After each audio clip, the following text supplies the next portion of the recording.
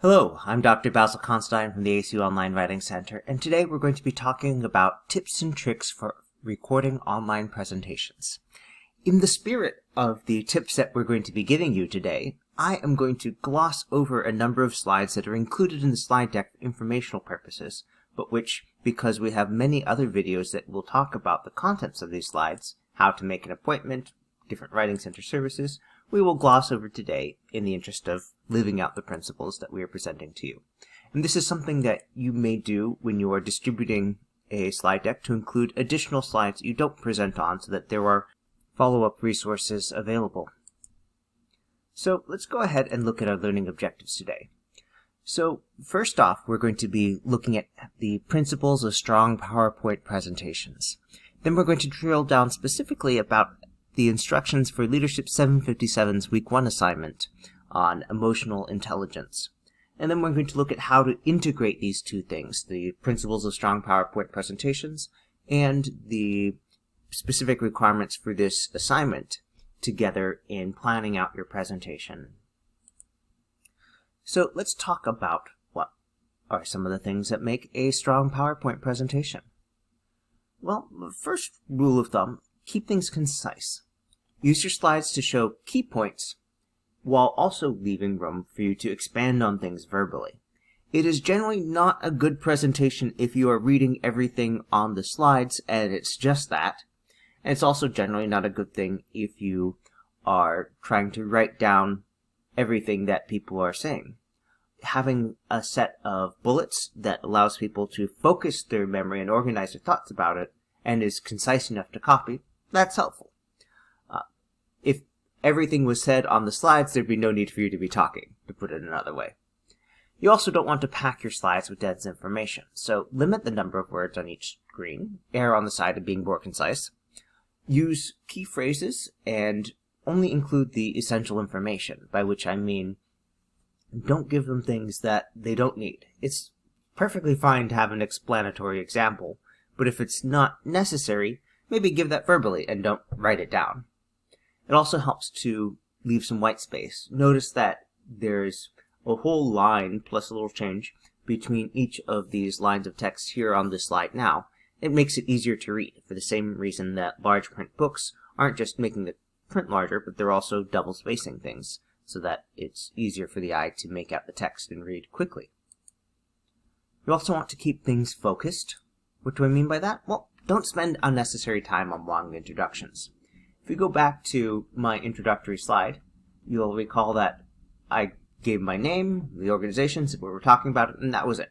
You didn't get, a minute of biography or something like that. We just said, okay, here are the basics, and dove in. Now, if we're looking at what we're doing now, okay, yeah, for your presentation, have an opening slide, and if you think it's helpful to focus people by saying who you are, and you're giving a presentation, that's often helpful for people to settle in and say, okay, we're ready to go. But you don't need to spend a lot of time on that. Also, don't apologize. If you misspeak, correct yourself. If you think the material is hard, just do it anyway. If you spend a lot of time, oh, sorry, this is going to be a very boring passage, something like that, you're taking up time that is going to make things more boring rather than less. So just do the things you need to do. Don't apologize for it. Don't use things like sound effects. It's very common for first-time PowerPoint users to go crazy with, oh, we can use this.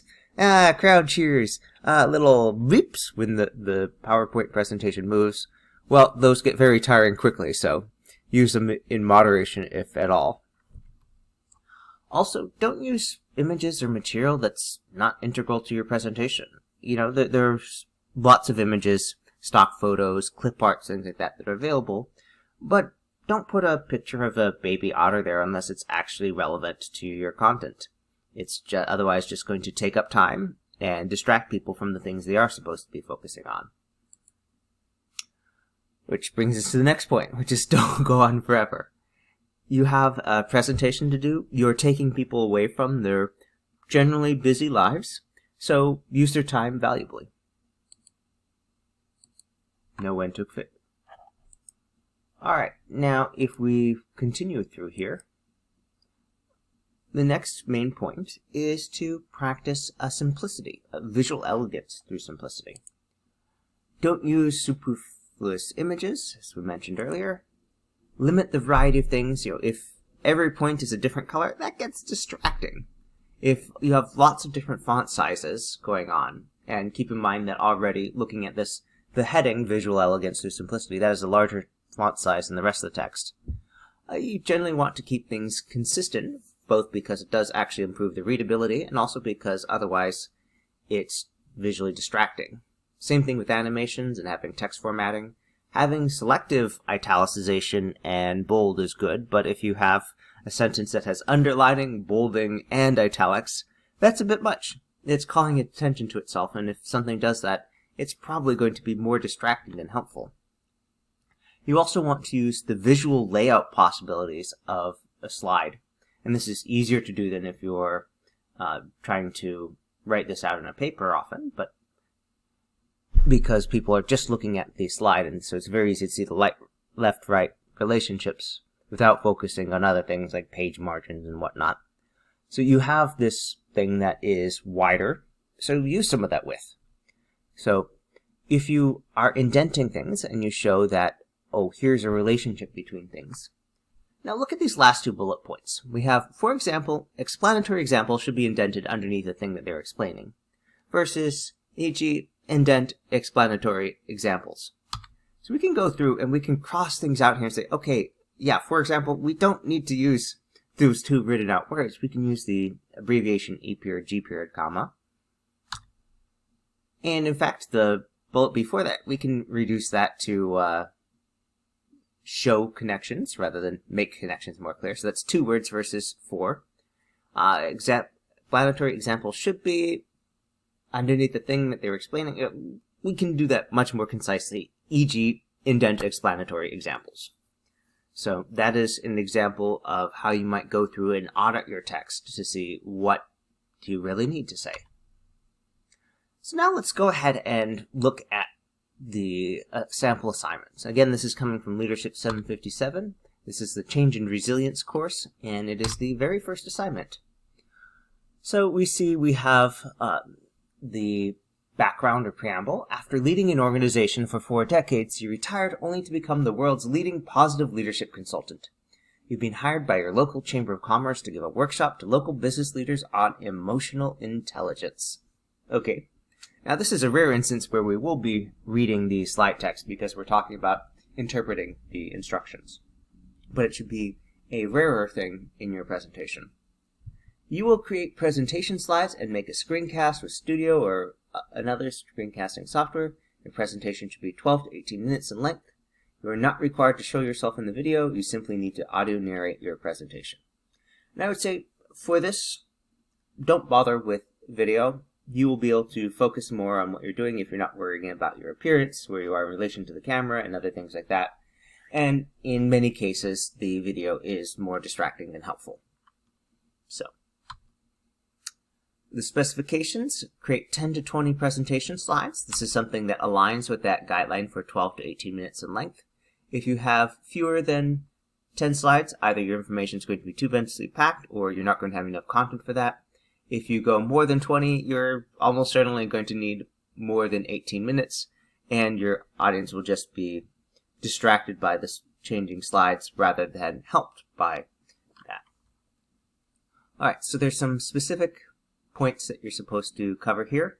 Major divisions, what is emotional intelligence, the cost of poor emotional intelligence and mitigating it, and exercises for boosting it. And you'll see that there is a breakdown that you're asked to do. It doesn't have to be in separate slides, but that's a good starting point because these instructions will give us approximately the right number of slides for a presentation of this length. I say that it's not that there's an exact number, but a general ballpark, and if you have each of these bullets being a slide, you'll end up in the general ballpark of this will be an appropriate length.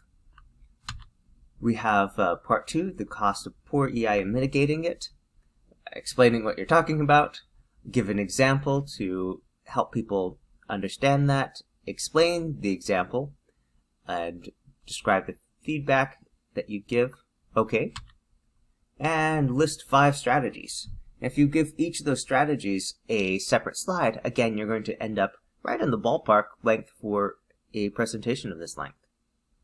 And there's a note here, somewhere in the presentation, in any one of these parts, you'll need to draw a connection between emotional intelligence and positive leadership in general, and in each of these following things: positive emotions, positive relationships, positive communications.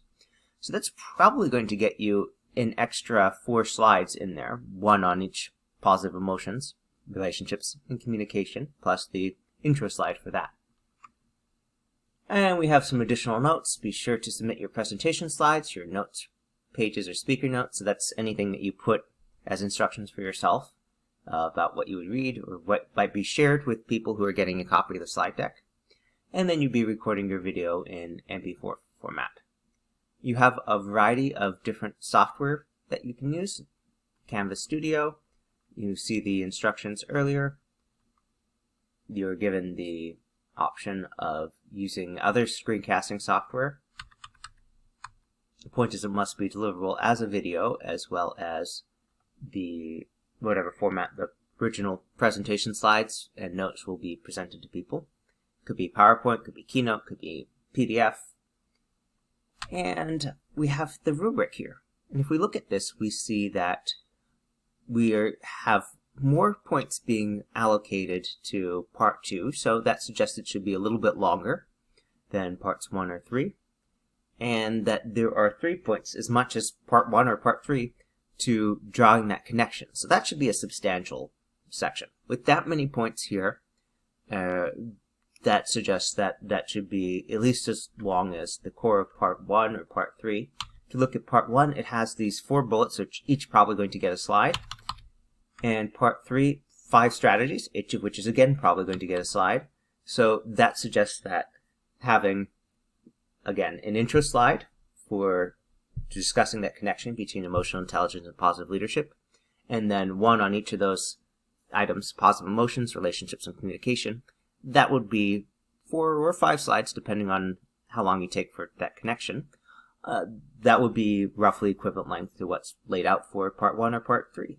So, alright, besides that, we have, again, repeating this shouldn't take more than 12 to 18 minutes. It would be 10 to 20 slides. Slides should be free of errors and meet basic doctoral level writing standards, including grammar, spelling, punctuation, and organization. And let me just call your attention to 2 things here. And it's always good to look for these and see, oh, how can you do better? So we see that in this web page we have 2 periods there. Okay, that is definitely something you can proofread and run spelling check to catch. And also here, if we're following APA rules, we should have a comma here before the and, the so-called Oxford or serial comma. And so if you are running through your presentation doing a practice round, and I do recommend that you do a practice round, that if you see something like that, just stop what you're doing, fix it, and then restart your practice round. Because you are not bound to include everything all the time. If you catch something like that, great. Then go ahead and take it out, and then when you record it, you will have the benefit of knowing you took care of it because you did it right then and there. One of the ways that you can spend too much time recording it is if you dive right into recording it, you see something, you stop, you're like, oh, hold on, I get that later, and then you can't remember what it is, and then you have to redo the whole presentation. So if you're actively editing as you're practicing, you will be able to spend less time and be more focused on things when you are doing the actual quote-unquote for real recording. Now, for doing this presentation, you won't be using our normal Word template. You can be using a template in PowerPoint or whatever other presentation software you're choosing to use. But it would be, I think, a disservice if I just gave you a slide like this, because this is really wordier than you need. You have this long instruction. Make sure to pick a PowerPoint template that you feel is appropriate for your material. And we have this long link.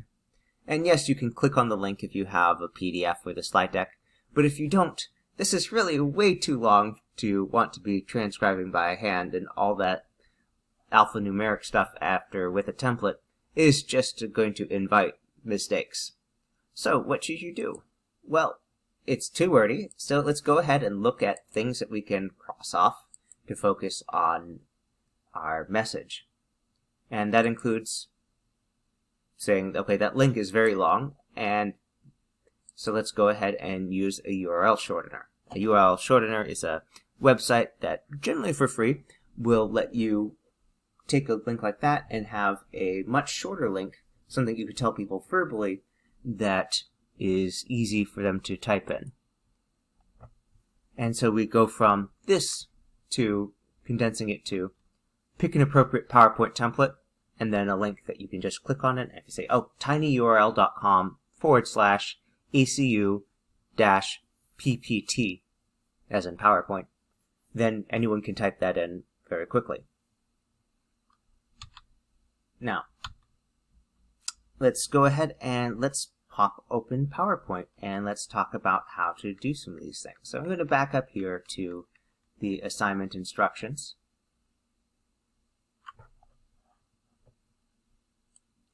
Now we're looking at the instructions on the website, and we can go back and forth with our blank PowerPoint slide to create these things. So first off, we're going to go ahead and we'll start laying out our presentation. Now here we have a blank slide, and you can see on the right hand side this designer tool is showing lots of examples. And it's okay to have things look elegant, but we don't want them distracting. So that, this fish video is probably a little bit distracting if you were to have it up during your talk. And well, let's just start here. Emotional intelligence workshop. And if this is me presenting, now you can see that there are all these design ideas that they will suggest here. Again, this is kind of busy, but you might look at it and say, okay, that captures some of the feel of what I want to do, and say, okay, I'm going to use this design here. Now, if we now go ahead and we use new slide, we're getting a template that matches up with this, and so we'll see if that is something that we want. But if we look at our instructions here, okay, first section, what is emotional intelligence?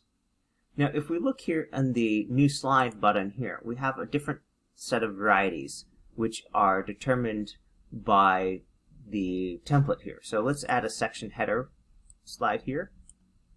And I'm just going to rearrange that so the section header comes here.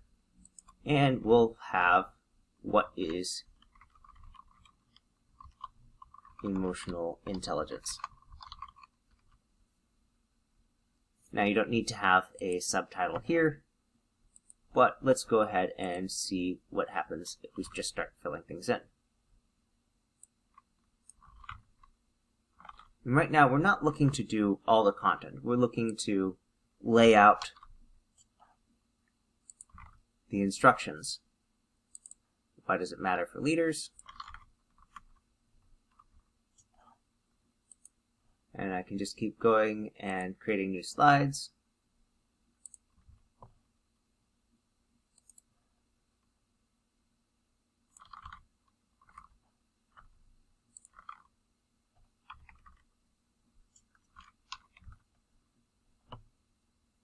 Now, once we've done this, there's the question of looking at it. Is this visual aesthetic working for you? Is it doing the kinds of things you want? Now, one of the downsides of this particular template here is it is visually rather stark. Black text on a white background is kind of bare bones, and you can see that the heading text is actually kind of small. Now, if you are doing this in a room with a gigantic screen, that might not be an issue, but in most cases I would say you would want to go a little bit larger for this.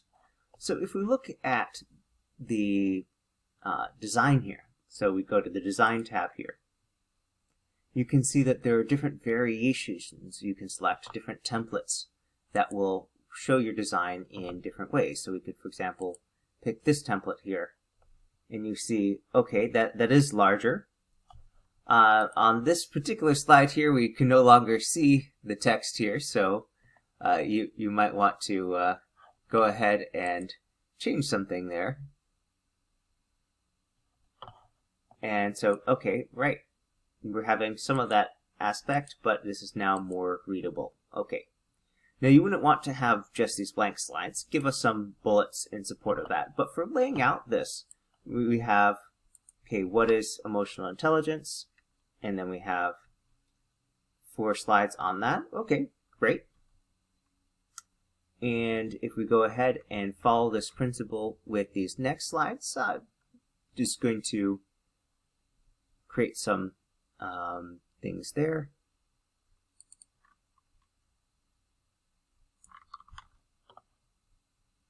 Oh, by the way, you can help guide your readers through things by having additional text here, like in this case, part 1. In the case of the next one, part 2. And that helps if you're doing question and answer. You can say, oh, could we go back to part 1? Could we go back to part 2? In part 3, there was this thing. And so things like that help your readers make sense and remember the different information.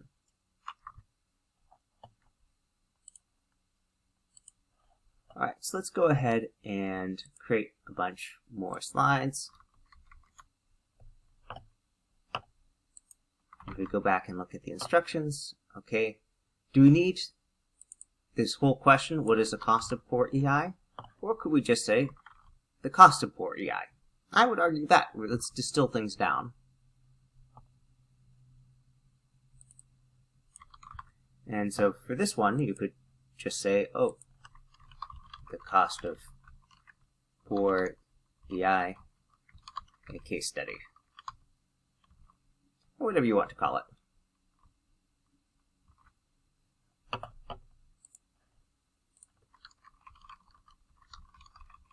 Now you can call it many things, but let's start with being just descriptive and accurate. Okay, how I gave feedback. Now there may be more slides there, but again, let's start with what we need. Oh, by the way, here's a tip for saving time. Because you can certainly go up and select new slides and change the layout. But if you have a slide that has what you want and you just need to update it, you can duplicate that either by right-clicking, control-clicking if you're on a Mac, or pressing the appropriate keyboard shortcut. In my case, it's on a Mac, so this shows Shift-Command-D to duplicate it. And so I can just drag that slide down here, and then go ahead and start filling in. Okay, this is going to be part 3, and this will be exercises for boosting EI.